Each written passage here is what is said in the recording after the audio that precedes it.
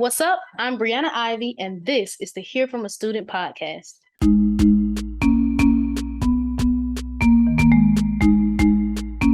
What's up, too? Hey, long time no see. No, long time no see. It's so good to see you. Happy Sunday. Almost back around to Monday.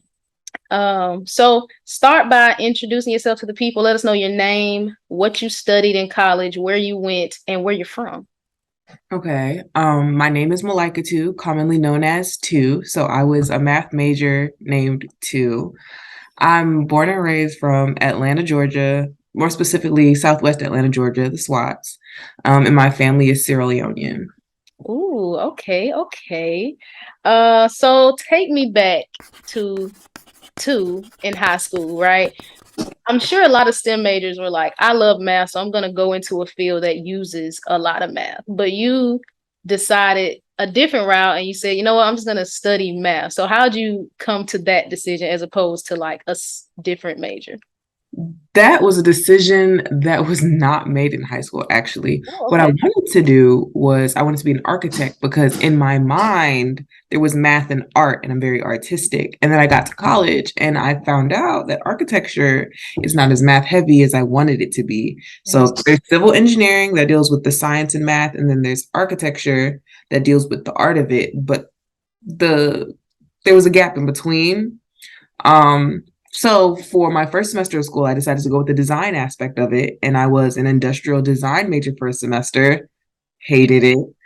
And then I was a computer science major.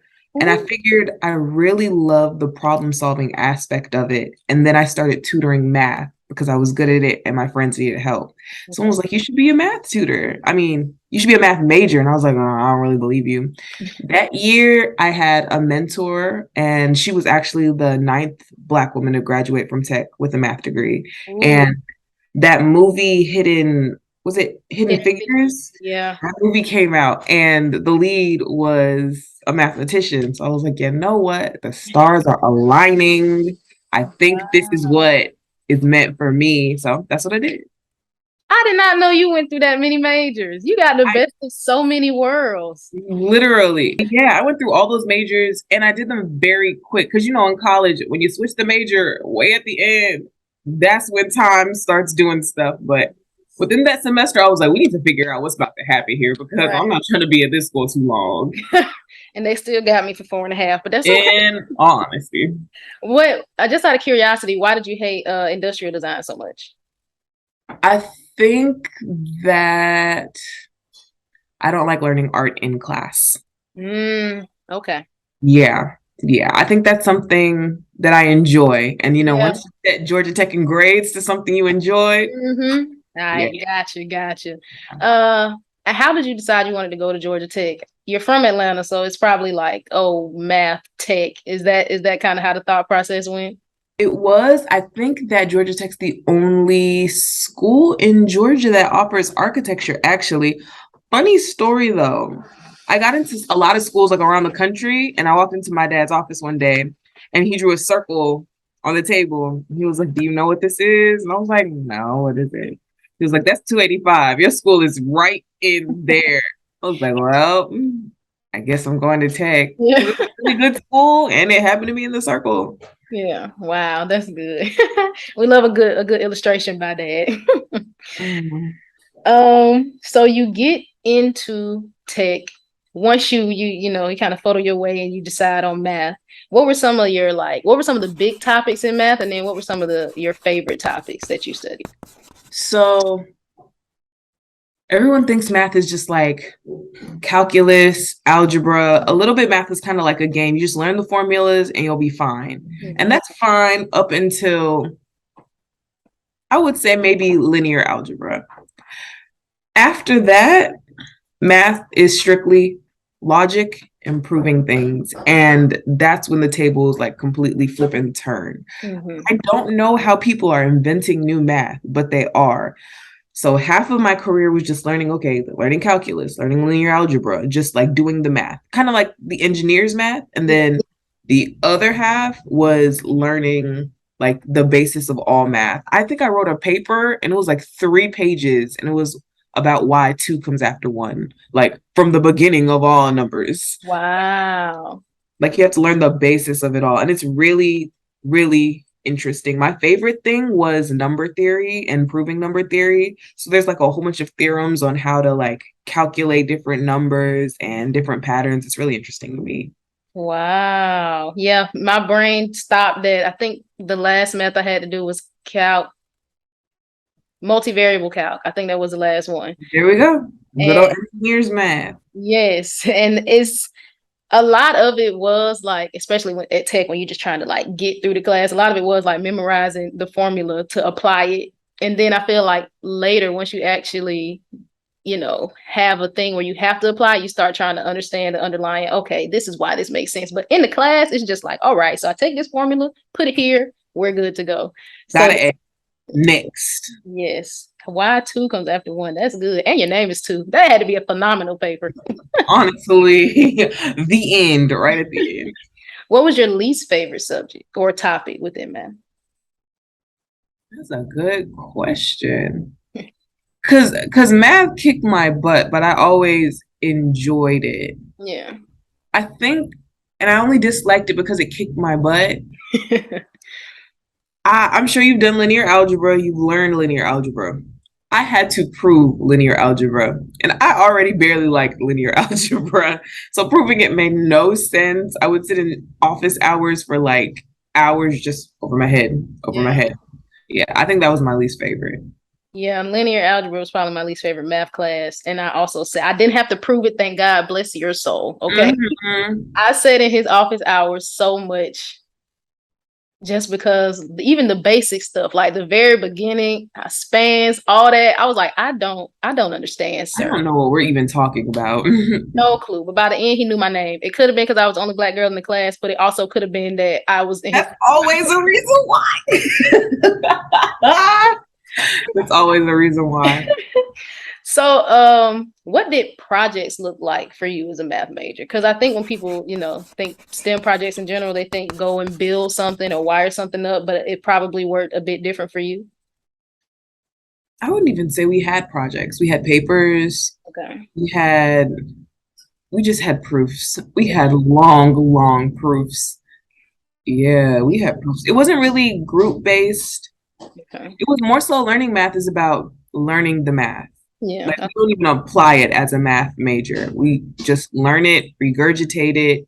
It's very, it's very creative Okay. sitting down and figuring out a solution because there are multiple ways to have a solution to something. Wish I could show you. Yeah. I wish you could too, but we'll save that for a different time. What was like maybe the thing you enjoyed proving the most? Like, oh my gosh, this I get it, I like it, and I proved it. It was number theory for the most part. So like there's when you start doing like math, when you start problem solving, I always think of it as like when you're doing math, you have like a toolbox full of tools and you have a problem and you just take those tools, the facts you know, and you apply them to a problem and you work it out Yeah. basically. So like for number theory and stuff, we all know what numbers are. Mhm. So they give you like an equation and they'd be like, prove that 2x plus 4 is always going to be an even number. And Okay. I'd go, okay, well, 2x, anything times 2 is going to be even, Yeah. and 4 is already even. So I can prove to you that 2x plus 4 is always going to equal an even number. Yeah. Stuff like that, like breaking stuff down that I really enjoy. Okay. Okay. What was the most challenging part about studying math? And you might have touched on this a little bit, but I didn't, and I know what it was.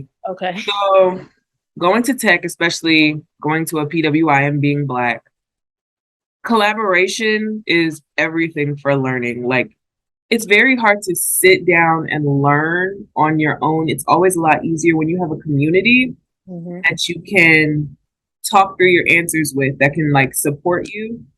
And I, I'm pretty sure there was only three Black math majors. Yeah, there were only three Black math majors my year. We all knew each other and sometimes none of us knew what was going on. Hmm. So we get together and study, but it's not the same as being able to study like with a big group of class. Because like when you're Black in that space, you have to prove yourself before people are really ready to work with you. Yeah.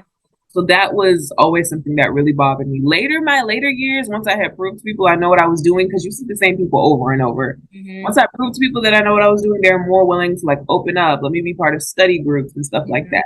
But at the beginning, it was rough. Yeah, agreed. It was worth because of that, but then also for me, I wasn't willing to like put myself out there anyway because it's like no more attention. I'm already gonna get attention when I walk in the room, so it's just like I'm just gonna be quiet and I'm not really gonna. But then I feel like something happened with my grades, and I was like, this ain't right. And this one kid in the front, he knows everything, and I feel like it was in maybe my electromagnetics class, which is like the weed out class for double E, that I was Mhm. like, I'm about to use these people that know what's going on. But the first couple of semesters, I was like, if I don't talk to them, they won't talk to me, and then no one will look at me, and then it'll be fine. But And that was not the most conducive to my success in my grades. So I do get that. Um, I had a mentee at Tech my last semester who was a math major, and she was very concerned. I will say is was it the Alana? ooh, that sounds right. Don't get me the line about this name. I would have to check. I have to check my phone, but I think Because if she was a black girl, and I yeah. remember her name was Alana, she called me and I talked to her and I convinced her to do challenge. I convinced her to come. I remember. Okay, okay, okay. Um, yeah. I'm still gonna check my phone after this, but we were talking and she was talking about changing her major, and I think she was concerned about like the options after tech with being a math major. And I want you to speak a little bit to that because you are a math major with the job after tech. I don't think it took that long, but were you ever concerned when you were in school about the options after you graduated? And then how did you kind of get past that and see that there were options? Okay, so I was a math major, and then tech forces us to code. So I'm a math major that also knows Python. I also know R. I know some Java, but I'm probably gonna Google it when I get to it. Yeah. Um, Math majors are very unique because people hire you for your brain when it comes to math processes, or you can go very technical. Mhm. So when I started working, I wanted to work as a data scientist, and my family has a small business, so I have a lot of small business background. Like I know a lot about working with people, business processes, and stuff like that. So I went more so the business route, and I worked in like business transformation. I use data to make businesses better, stuff like that. Right now, I'm working in supply chain, which is actually industrial engineering, but industrial engineering is just math set to different processes to work more efficiently. The basis of almost every STEM thing is math. So you will always have a job. You just might have to be a little creative. The application might not say, I want a mathematician. But when you walk in the room, if you know what you're doing and you know what you're talking about and you can apply your math to that process, you have a job every single time. Yeah. Oh yeah, mathematician. I love saying, what do you do? I'm a mathematician. Oh, yeah, that's I like that. It just sounds magical. It rolls off the tongue. Yes. I was a mathematician. Yes. And I feel like that confidence that you're talking about really can apply in a lot of different situations. Like even like when you're applying and things don't say what you do or even what you want to do, if you can, talk that talk and just, finesse it the way that you want it and be confident in your skills, most of the 9 times out of 10, you'll come out on the other side with whatever it is that you want. Exactly. You have to first start with that confidence because if you don't believe it, other people won't believe it. But if you walk in there believing it, people are gonna be like, oh snap, okay. So Hmm. that is really good. Um, did you have any misconceptions about what studying math would be like prior to starting your coursework? Or, yeah, starting your coursework. Yes, because nobody told me about the proofs. I actually talked to my mentor once I got in the proofs class, and I was like, "Girl, what is this?" She was like, "Welcome to the weed out class. Like, this is where it really begins. Like, all Yes. that calculus stuff, that was cute, but this is what's for real about to happen." Yeah. Yeah, Oh, those weed out classes were such a all right, Jesus. But we made it through and it's okay. we did. This is kind of along the same lines, but what do you wish someone would have told you about either studying STEM or studying math prior to even going to college? What do I wish someone would have told me? Um, I wish someone would have emphasized the need to have a community, studying together, because you learn things better when you study together. When I say it out loud to someone, if I can teach it back to you, that means I really know it. So Right. emphasizing the need for a community, because I know I started off college just trying to do it on my own and study by Mhm. myself. What else do I wish I would have known? I wish I would have honestly also did a better job at managing like my social life and tech. Like you could take that 20-minute break to go down to the AUC, do a little something, something, and then come back. Like I wish I would have emphasized that in my life and made that more important. Because it was there to support my like social health, my mental health. And I think I neglected that a little bit to force myself to get done what I thought I needed to get done. Yes, I agree. I can't even lie and say I did that a little bit. I did that a lot. Freshman year, Brianna was such an insane person. I never did. I went to class. I might eat. I'm going back to my dorm to do homework, and I'm gonna wake up tomorrow and start all over again. And Mm-hmm. it was also crazy because I had friends at AUC. Like one of my really good friends went to Spelman. One of my really good friends went to Morehouse. And like around like sophomore and junior year, they would be like, Bree, we're coming to pick you up and we're gonna go juicy crab or like something like that just to get off Yes. the campus. And that kind of stuff really was like just a deep breath to get away from the stress of tech. Getting into the real world, because that place was not the real world. Just wow. So that's really good advice. Take those 20 minutes to just be a human outside of tech's bubble. Go eat. Mhm. Go. I did not take advantage of the Atlanta life, the food, the We stuff were in one of the greatest Black cities for college, and we were in the dorm. in the dorm, sad, struggling. It's just yeah, crying, like all that. So that is really good advice. What do you think studying math taught you about yourself? Ooh, that's cool. That's cool as a whole taught me about myself. I think that I grew up with a lot of discipline. I know how important discipline is, but I didn't know how important discipline was until you have to like do it. I think that when you're going through like a school system as a young person, you're set up with a lot of structure, Mm-hmm. and all that structure sometimes hides the fact that you think you have discipline, but you really don't. You're just in like a structured world Yep. that is pushing you to do the things that you need to do. So really making sure you have that discipline when you get out into the real world and you can do whatever you want to do, Yeah. that's so important. So like just studying in general, having that discipline to say, I need to get this done today. Yeah. Yeah. That's what math taught me. That's Yeah. that's good. I feel like I had grade school was the structure, but I feel like as a person, I'm very disciplined. But on the flip side of that, tech taught me, or I had to learn by going through tech that it's okay to just take a deep breath. Like everything doesn't have to be so, because once it's like, yes, get your work done, but also breathe. Like make friends, figure out what you like, what you don't like. Again, go out into the city. So yeah, kind of the same thing, but on the backside of it. Because it's not just books. Some of the relationships I made literally have shaped my life and given me the success I needed. Like they say it's not what you know, it's who you know. And it honestly is a mixture of both. I know very smart people that kept their heads down, that didn't make any like connections, Yeah. and they're not seeing the results they wanted because the connections were really important. Yes, they are really important. And especially, I feel like when you look like us, I feel like they're even more important because you don't Mhm. have to be in the room for somebody to speak on you. And I think that's really important. Um, okay. We're gonna pivot to some questions where you have to use your imagination a bit. Okay. Uh, if you could pick one skill from any other major, what would it be and why? And it doesn't have to be a STEM skill, it can be any skill. Okay, I'm gonna pick the design aspect from that architecture design area because I just love art, and there's a science to designing things, and it's really beautiful. They have their thing going on. I love it. I believe that. I do think there's a science to designing something well. Like even I was talking to I think Destiny, and she kind of mentioned the same thing, but we were talking about just for example like a poster.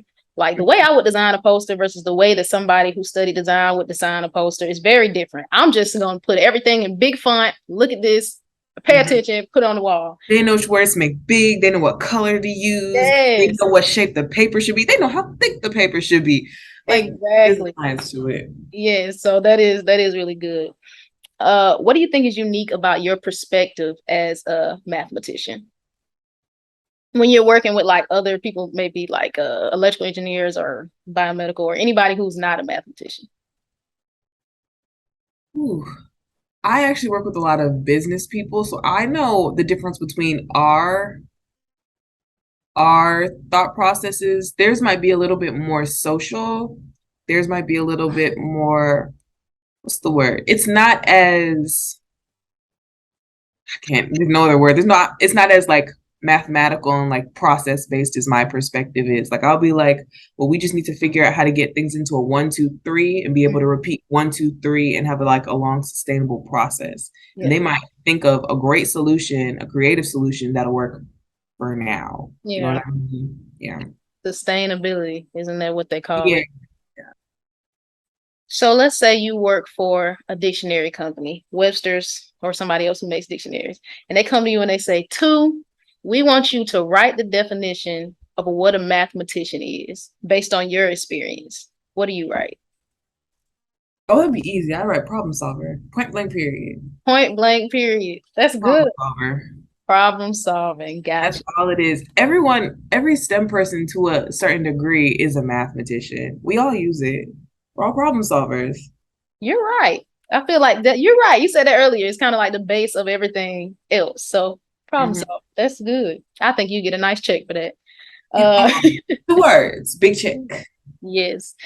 All right, let's say that you, the mathematician, you can replace any fictional character in their universe that you want to replace. It doesn't have to be STEM related. You can just take all of your knowledge as a mathematician into this universe. Who would you replace? You're gonna hate me. I would be Beyonce, and I'd apply data-driven math models to the marketing, maybe, or maybe the music. There's math and music. I'd be Beyonce. That's who I'd be. That's, that is the best answer I've ever heard for this. I'd be Beyonce. Wow. Okay, now I have to ask you a follow up. You can re-record one Beyonce song. Like you get to say, you know what, I'm gonna put my own twist on this song, and you get to go perform it. What song is it? You're gonna think I'm a nerd. It'd be 1 plus 1, and I'd make it more mathy. Uh, That is the best. I pay good money to see that. oh, yes. Oh my gosh, that's good. In 10 seconds or less, why should somebody be a mathematician? You should be a mathematician because I mean, I'm not gonna convince you to. It's not for everybody. But Yeah, if you yeah. love problem solving, you can go to any field you really want to work in. And like it makes me feel fulfilled when I figure something out personally. So fulfillment in solving problems, and you can go anywhere you want. It's gonna Period. be hard though. You know, everything, what they say, everything hard is worth having. Anything hard is worth having. Hmm. So tell us about your current role, where you work now, and what your day to day looks like. So I work for Microsoft. We all know what Microsoft does. They make software. They hold a lot of cloud space. I barely know what cloud space is, in all honesty. There's a lot of storage somewhere in a room and we own it. Um, and then we also make devices. So I work in supply chain devices. That's the process of creating a device and getting it to whoever it needs to go to. I previously worked in our portfolio management for our business, where like if there's a business decision that needs to be made or something that needs to happen, like I was over all the projects. I was kind of over all the project managers, and I kind of used data from how they solved their problems and completed projects in the past. Mhm. And I used that data to show them, okay, how they could be more efficient in um, managing their projects and stuff like that. That was my previous role. Didn't really love it.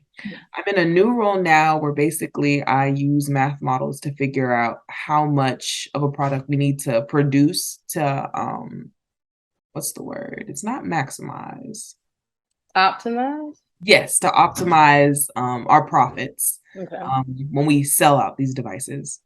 Okay, okay. So does your day-to-day look like sitting at a computer for most of the day, or do you like get up and walk around? I don't know what Microsoft looks like, but do you like get up and walk around? The headquarters is beautiful, but I have like a set structure. I They call me a supply planner. So Okay. on Mondays, I'd go to my computer, I'd check with China to see that everything went through for the last week. They'd communicate to me, okay, these are the factories, this is what we'll be able to support you in creating this week.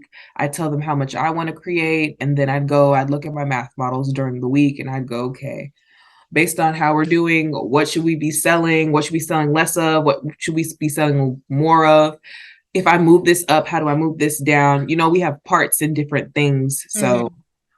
we have to look at the dependability on how these products interact. If I say, I don't want to make this anymore now, I don't have this part, but this is selling high, like move Yeah. stuff around like that. By Thursday, communicate to my higher ups what we want to do. And then by Friday, send those plans off to China so that they can create those things. Yeah. Wow. It's so much that goes into making a device that as a consumer you don't even think about. Like I got a Google Home right here. I know it's not Microsoft, but like I can't even imagine the type of work that not only goes into it like technically, oh, the circuits or whatever, but also just like supply chain stuff. It's a lot that goes into it. And I don't think you realize it until you work for a company that does something like that. So that's Every time I walk by an Xbox, I'm like, yeah, you made I, it. I, You I'm a made sure Xbox. you got there. Yeah, yeah.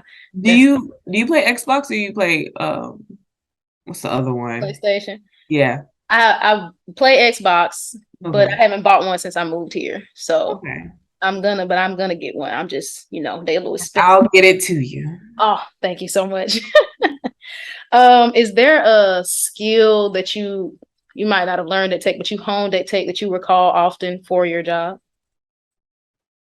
Um, I feel like when you go to college, they drill you with a whole bunch of information, like general information that you may use, and then you get to work and you learn the job. Yeah. Like a job at work. You pick and choose stuff from college that you learn, and it's great to have all that knowledge so you can go into the field and do whatever you want to do. But Hmm. you'll take like five things you learn from school and you'll get it real down when you're at Yeah. work. Yeah. So I'll do my R.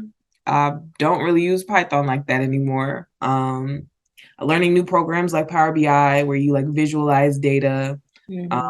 stuff like that. They love PowerPoint. They made it. Hey. Hey. Surprised. Yes. I always say that I think the biggest thing that I got from tech as it relates to like a job is learning how to learn and learning how I learn. So I might not be using analog circuit analysis every day, but I did learn how to take a complex concept and like break it down in a way that works for me. So it might not be specifically analog circuit design, but I know how to like, break it down into the basic parts and say, okay, this is what I need, this is what I don't need, And stuff. do it And fast. do it At fast. work sometimes I'll be like, okay, I'm done with that. They'll be like, how? I'm like, Yeah. don't worry about it. I'm done. What's next? Exactly. Yeah, that's some of the feedback. And, and stress. Things don't stress me out because I've been through more stressful things. Yes, I'd be like, well, this didn't work. I guess so many things fail in the real world. And I'd be like, all right, well, guess I need to come up with a different idea. It's fine. Exactly.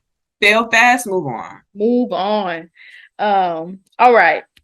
Now we're gonna get into this last chunk of questions, which I like to call the lightning round pop quiz. Okay. I'm gonna give you this or that statements, and you just respond with whatever resonates most in your spirit. Okay. Let them use you.